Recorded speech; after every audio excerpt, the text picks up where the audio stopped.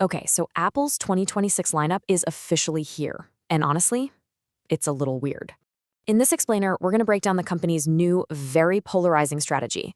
A strategy that's pushing products to be either shockingly affordable or just eye-wateringly expensive.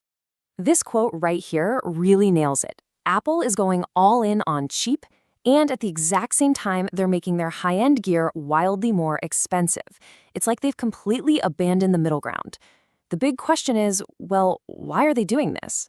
So you've got to understand, Apple has basically created this huge canyon in its product line this year.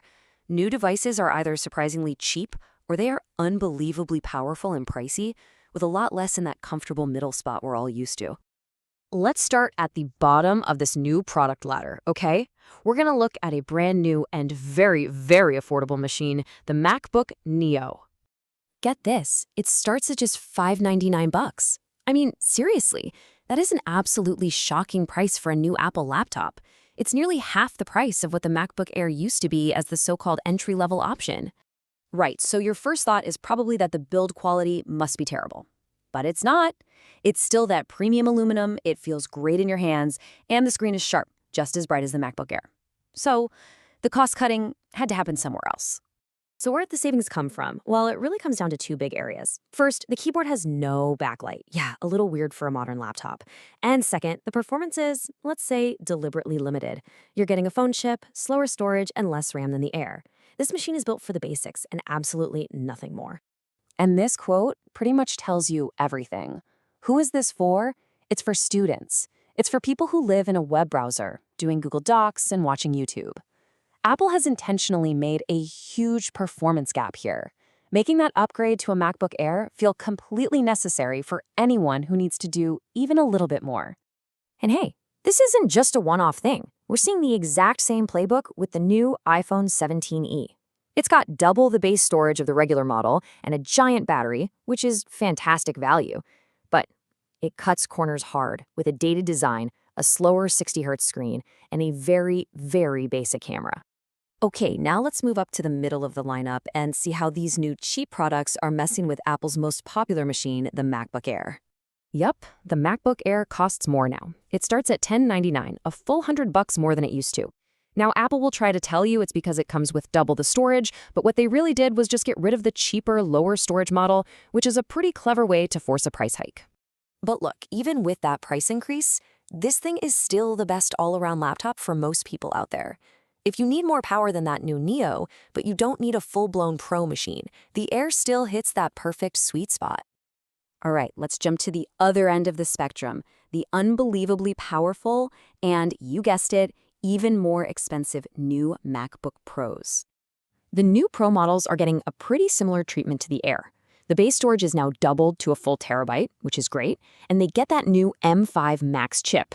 But the starting price also jumps up by $200. So to justify that price tag, Apple's marketing for this new chip is making a huge, bold claim. It's stated just like this, in plain text, no asterisks, no little footnotes, up to 5 times faster graphics. Wow, I mean, that sounds like a game-changing leap. But hold on, 5 times faster than what? You'd think they mean compared to last year's M4 Max chip, right? I mean, that's what makes sense. Well, not exactly. So here's the catch. When you actually dig into Apple's press release, the real year-over-year graphics gain is a much more modest 20%. So where does that 5 times faster number come from? It only applies to a very, very specific AI task. That's a huge difference, and it's all buried in the fine print. And this whole theme of pay attention to the details and read the fine print just keeps popping up across Apple's other new product announcements. For example, the new iPad Air gets a faster chip but no storage bump, which is what people actually wanted. The super expensive Studio display is barely updated and still somehow has a dated 60Hz panel. And get this, if you live in the EU, your new MacBook Pro won't even come with a power brick anymore.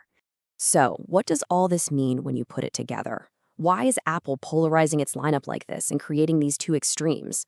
What is the master plan here? It's a pretty clear 4-step strategy. Step 1, hook new customers with a cheap but compromised product, like that MacBook Neo. Step 2, shift the popular middle-tier products, like the Air, up in price. Step 3, make the Pro tier extreme in both power and cost. And the result of all this? You get a product ladder with much, much wider rungs, making each step up that ladder feel bigger and a whole lot more expensive. So what does all of this actually mean for you? Well, the choice between models is clearer than it's ever been. You got the Neo for basics, the Air for most people, and the Pro for, well, the pros. But the trade-off is that the jump in price and performance between each of those steps is also much, much bigger. And that kind of leads us to the final, lingering question. Having clearer choices is great for consumers, for sure. But this new strategy also pushes average prices up across the entire lineup. So you're left wondering, who really benefits most from this new direction? Is it us, the customers, or is it just Apple's bottom line?